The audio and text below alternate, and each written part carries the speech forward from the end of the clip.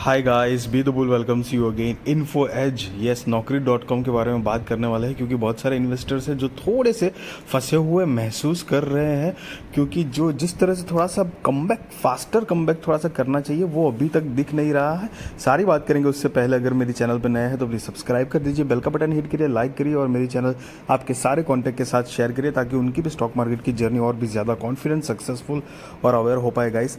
तो देखिए, पहले एक थोड़े बेसिक पैरामीटर्स देख लेंगे। कंपनी 55,000 करोड़ के आसपास का मार्केट कैपिटलाइजेशन है, तो कि लार्ज कैप है। करंट प्राइस 4,324 है। स्टॉक का पी 265 है। आरओसी की बात करेंगे तो 4.27% है। आरओई 1.38% है। बुक वैल्यू 1037 का है। 52 वीक हाई की बात करें तो 4,625 है। 52 वीक लो 3,308 है। डिविडेंड यील्ड 0.44% है और फेस वैल्यू 10 की है।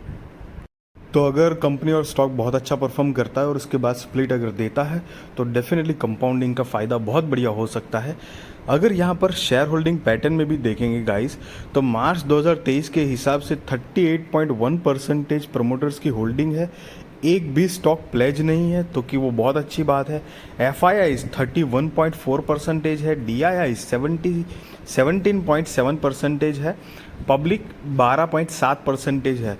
तो गाइज देखो, प्रमोटर्स की होल्डिंग मतलब 38 मतलब थोड़ी सी कम जैसी है, but nevertheless F I eyes और डी आई आईज दोनों के दोनों ने बहुत अच्छी पकड़ रखी है, ये बात तो हमको माननी पड़ेगी। और यहाँ पर मेन बात क्या है कि ये जो स्टॉक है यहाँ पर अभी तक वो जो भी 7-7.5 हज़ार का ऑल टाइम हाई टच करा था, उसके बाद से लगातार जो गिरावट है, मार्केट भी एक तरफा कंसोलिडेशन डाउन ट्रेंड में चल रहा था। अभी पिछले कुछ महीने से मार्केट ने अच्छी रफ्तार पकड़ी है, तो स्टॉक भी धीरे धीरे वो पेस में आ रहा है, लेकिन फिर भी उस हिसाब से नहीं आ रहा है। बट यहाँ पर मैं आपको बताना चाहूँगा कि ये स्टॉक जब ये 4-5 हज़ार के आसपास घूम रहा था और उसके बाद सीधा जो जंप मारा था 7-7.5 हज़ार के आसपास, तो उस टाइम पे बहुत सारी एक पॉजिटिव न्यूज़ चल रही थी। एक तो मार्केट खुद भी पॉजिटिव था, दूसरा कि ये जो निफ्टी 50 की जब रीशफलिंग होती है तो उसमें ये स्टॉक का भी नाम काफ़ी ज़्यादा आ रहा था कि ये इसको शायद जगह मिल सकती है। दूसरा, जोमेटो जिनके अंदर इनका प्री इन्वेस्टमेंट था, तो वो उनका भी आईपीओ की खबरें, तो बहुत सारी ऐसी खबरें थी, तो उसका भी थोड़ा बहुत एक इम्पैक्टिव उछाल जो है वो ये स्टॉक के ऊपर देखने को मिला था। और उसके बदौलत कंपनी ने इतने ज़बरदस्त तरीके से जंप किया था। और उसके बाद तो सबको पता ही है कि मार्केट अक्टूबर 2021 के बाद जो लगातार क्रैश या कंसोलिडेशन या करेक्शन के मोड पे जो गया, प्रॉफिट बुकिंग के मोड पे गया, तो वो पिछले कुछ महीने से थोड़ा सा बढ़िया से रिकवरी ले रहा है। तो अगर ये एक तरीके से देखेंगे तो ओवरऑल वैसे भी 5 साल में अगर रिटर्न देखेंगे तो 200% से तो ऊपर का ही स्टॉक ने रिटर्न दिया। आप देख सकते हैं यहाँ पर मेजर बात क्या है ना कि ये स्टॉक कैसे बिहेव करता है, उसका सेल्स और नेट प्रॉफिट, क्योंकि कंपनी के ऊपर एज सच कोई खास बोरोइंग्स जो है वो बोरोइंग्स लॉन्ग टर्म और शॉर्ट टर्म बोरोइंग नहीं है। तो कंपनी वैसे तो डेट फ्री है, लॉन्ग टर्म बोरिंग समझो कि 1-1.25 करोड़ के आसपास है और शॉर्ट टर्म बोरिंग भी 80 लाख रुपए के आसपास है। मोटा मोटी 1-1 करोड़ आप गिन सकते हो। और इतनी बड़ी कंपनी है, 55,000 करोड़ के आसपास का मार्केट कैपिटलाइजेशन है, तो एक तरह से डेट फ्री है। उससे तो कहीं ज़्यादा कैश कंपनी के पास अवेलेबल है, फ्री कैश। तो वो long term short term borrowing की बात तो है ही नहीं। मेजर जो है वो कंपनी का सेल्स, नेट प्रॉफिट, ताकि आपको पता चले जो मैं जिस तरह से बताना चाहता हूं कि कंपनी का स्टॉक एक्चुअली बिहेव कैसे कर रहा है। तो आपको थोड़ा सा, अगर आप पैनिक जोन में हो तो थोड़ा सा रिलैक्स होंगे, आप अंडरस्टैंड कर पाएंगे एक तरीके से।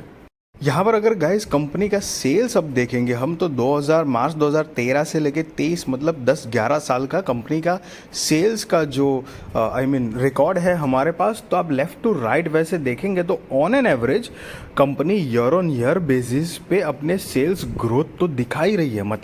कि कंपनी का जो कोर बिजनेस है, कि नौकरी.com से, जीवनसाथी.com से, 99 एकर्स है या शिक्षा.com, ये सब प्लेटफॉर्म से जो भी रेवेन्यू कंपनी का जनरेट प्रोडक्ट होता है उनमें बढ़ोतरी है, बट द थिंग इज कि उतना सेल्स जनरेट करने के लिए कई बार कंपनी को एक्सपेंसेस जो है वो बहुत ज़्यादा करना पड़ जाता है, मतलब उसके मुकाबले जो कि डायरेक्ट रिफ्लेक्ट करता है आप कंपनी के ऑपरेटिंग प्रॉफिट मार्जिन। अब ध्यान दीजिए जो रेड कलर में मैंने मार्क किया हुआ है, मतलब कितना ज़्यादा फ्लक्चुएशन है, बीच बीच में तो माइनस में भी चला जाता है, समझ रहे हो आप, माइनस में चला जाता है, फिर मतलब प्लस में है, फिर कभी माइनस में है, फिर कभी ज़्यादा प्लस में आ जाता है, फिर एकदम से वापस ज़्यादा माइनस में। तो यहाँ पर सारी दिक्कतें हो जाती है क्योंकि कंपनी अपने स्टेबल ग्रोथ जो दिखाना चाहिए वो नहीं दिखा पा रही है, क्योंकि ओवरऑल इम्पैक्ट जो है सेल्स का, वो मैं सॉरी नेट प्रॉफिट का, वो वहाँ पर यहाँ पर ख़त्म हो जाता है। आप देखिए बीच में 2017 में सीधा -9 करोड़ की लॉस, फिर 219 करोड़ का सीधा ऑपरेटिंग प्रॉफिट हो जाता है, फिर वापस बीच में 2020 में 350 करोड़ का लॉस दिखा रहा है, फिर 74 करोड़ का प्रॉफिट दिखा रहा है। तो ये जो फ्लक्चुएशन है ना, कंसिस्टेंसी स्टेबल नहीं है, ये एक थोड़ा सा डाउन पैच लगता है मुझे। और दूसरी बात कि कंपनी की टोटल नेट प्रॉफिट में अदर इनकम का योगदान बहुत इम्पैक्ट करता है, पर्टिकुलर ये कंपनी के लिए। मतलब ऐसा नहीं है कि जैसे दूसरी कंपनी पे इफेक्ट होता ही नहीं है, मतलब दूसरी जो मार्केट में अवेलेबल है, बट ये कंपनी में काफ़ी है।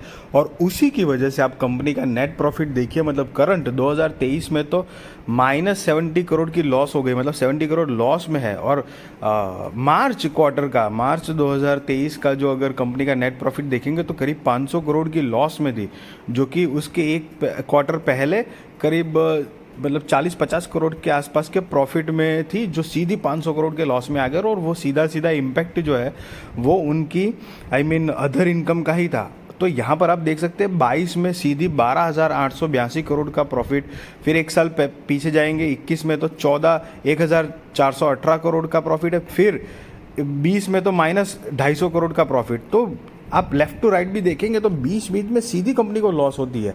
तो स्टॉक का बिहेवियर जो है ना वो थोड़ा अनप्रिडिक्टेबल है, तो कंपनी अपने हिसाब से एक एवरेज रिटर्न दे देती है, उस टाइप का ये स्टॉक है।